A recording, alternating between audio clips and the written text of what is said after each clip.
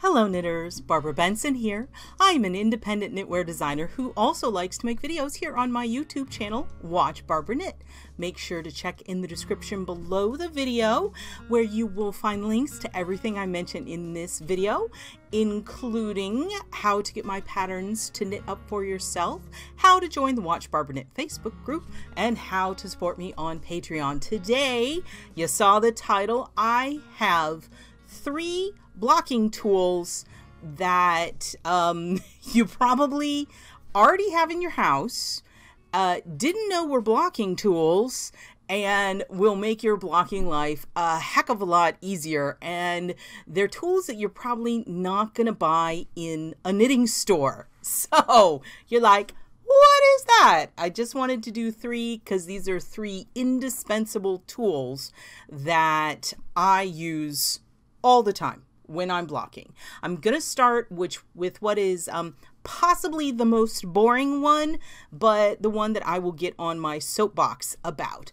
I teach a blocking class. I offer it live at times and also through Zoom. These are things that you will learn in my blocking class. So if you ever take my class, you have to pretend to be surprised when I bring these tools out or tell you about these tools, okay? Okay, that's the deal we have to make for me to tell you these secrets, okay? So the first one is a yardstick. Oh my goodness. The thing I keep it in. I keep my yardsticks, I have 2 of them, in the same tube that I keep my blocking wires in. So that's what just tumped over on me. So a yardstick. And you're thinking, that seems to be an odd thing to mention. Of course, we know that we have to measure things, but the big issue is you really need to have a yardstick in your setup. Here, let me go. In addition to a measuring tape, okay? We're all knitters, crocheters, whatever. We all have these measuring tapes. They are incredibly useful if you need to measure the circumference of something. They're really good to carry around in your knitting bag. They're great to have. You can have this kind. You can have the retractable kind, any number of things. But when you're blocking, you need one of these guys. And the reason why you need one of these guys is these guys lie. Well, they don't necessarily inherently lie, but you can make them lie. They are flexible. You can move them around. They actually can expand if they're the fabric ones. They can stretch over time, lose their cohesion.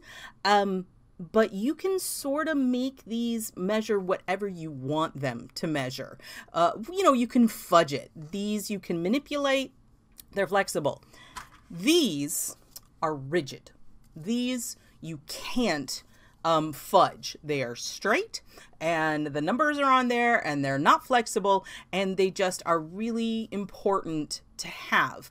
I actually have a designer colleague who not only uses yardsticks, she uses T-squares to make sure corners are actually 90 degrees, which I don't go quite that far, but if measurements are important to you and having things balanced and even are important to you, you really need a rigid measuring device. Now, if you're only doing small things, you could definitely go with just a 1-foot ruler, but you need a rigid ruler. For most of the things I do, being shawls, a yardstick is my best bet because I'm measuring big things, and frequently I have 2 yardsticks going on so I can measure twice. They're also incredibly useful as a straight edge. If you are blocking like a long straight thing like a scarf, you can block up against it, and once you have a section that you know is straight, you slide it along and you can keep a straight edge. So the number 1 tool I want to talk to you about is your yardstick. Know it, love it, have it in your house. Okay. The next 2 can't decide which one to tell you first because I think both of them are pretty darn cool. One of them has an actual demo. I'm going to go with, this is quite possibly my favorite blocking tool, okay?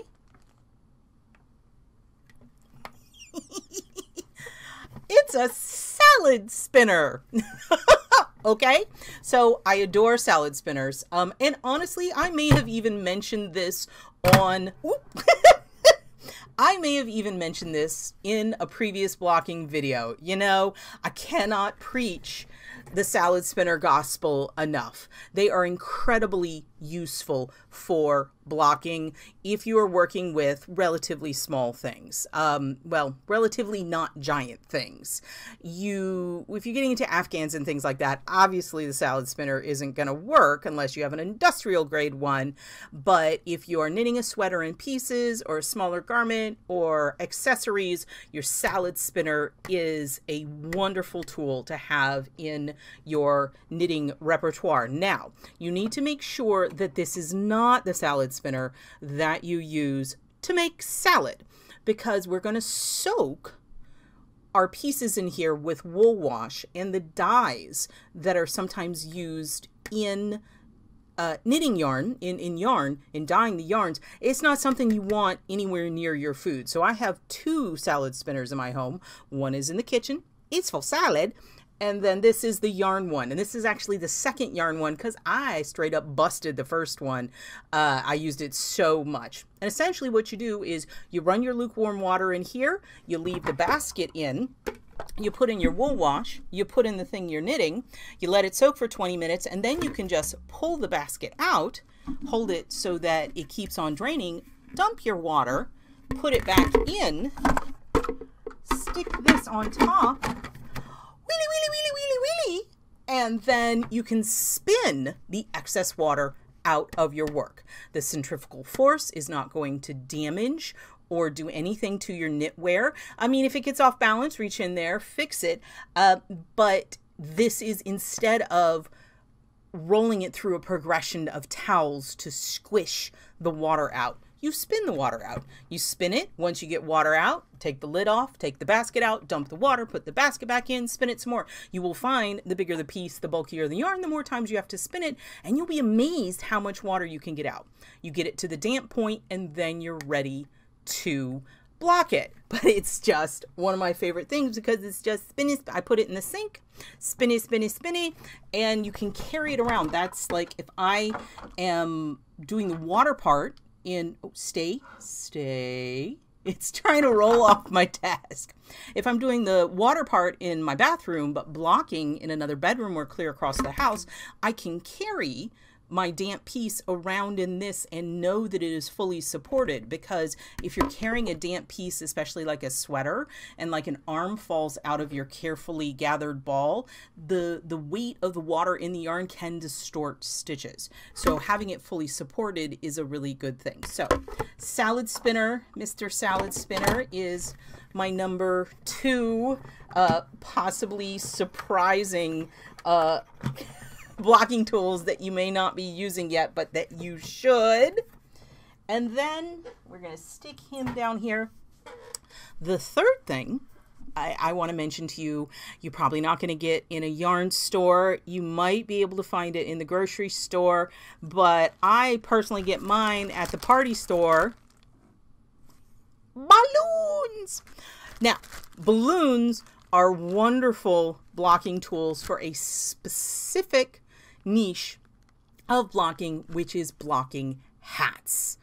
You knit your hat, it's beautiful, but you want to neaten up the stitches and everything. You can block it flat, but a lot of people don't like doing that because, you know, it's got a shape and it's kind of tough to do to get those curves. So you can use a balloon. I have a dry hat right here because it would just make a mess, but I wanted to show you how to do this.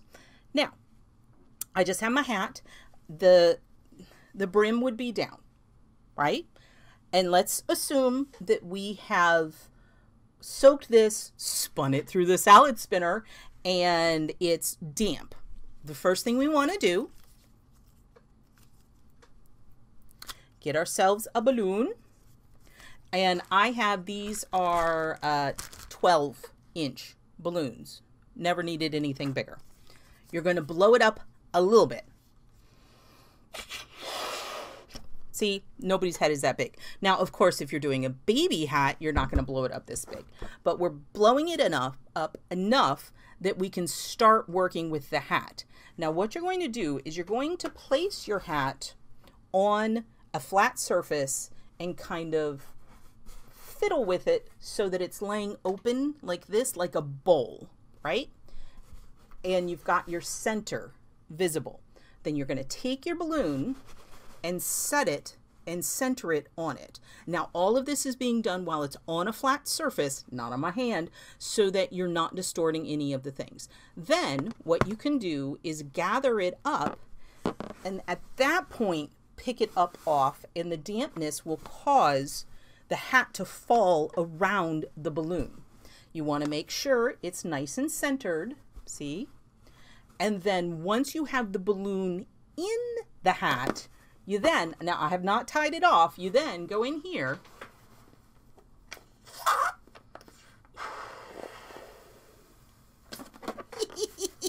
looky there, see? There you go. So we have blocked out, and you can see this is a lace hat, so we really needed to block that out. I don't want to waste this balloon, so I just have my finger around it. I haven't tied it off. At this point, you would tie it off, and then what I normally do is I just have a cup and I sit it on the cup so that the balloon itself is resting in the cup and the brim is hanging down, because one super important thing is the ribbing on your brim is what holds the hat on your head, and you do not want to stretch that out.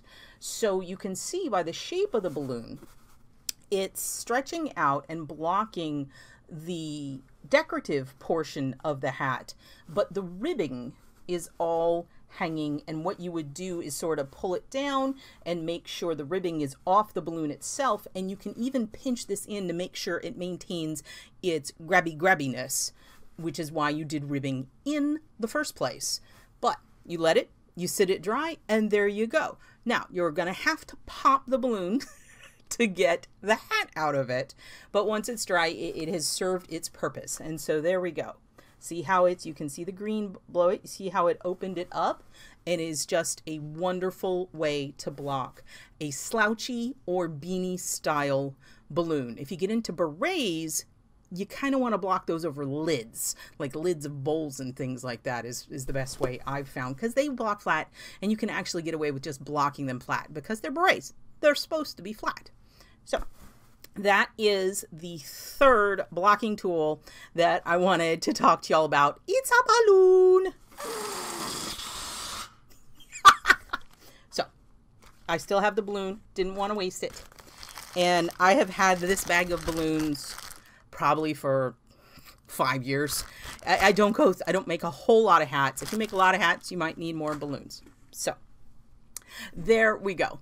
I hope you enjoyed this video and have 3 things you might already have in your house. If you only get one of them, because the salad spinner, if you do like big garments and afghans, it's not going to be particularly useful. If you don't need hats, you don't need a balloon, but you need the yardstick, okay? You really... I just got a notification. I'm sure y'all heard that. Sorry. The yardstick is really important because you need something that you cannot fudge effectively. So if you like this video, please give it the thumbs up, click that like button. And if you would like to be notified whenever I upload a new video, please subscribe to my channel and select notifications. Thank you so much.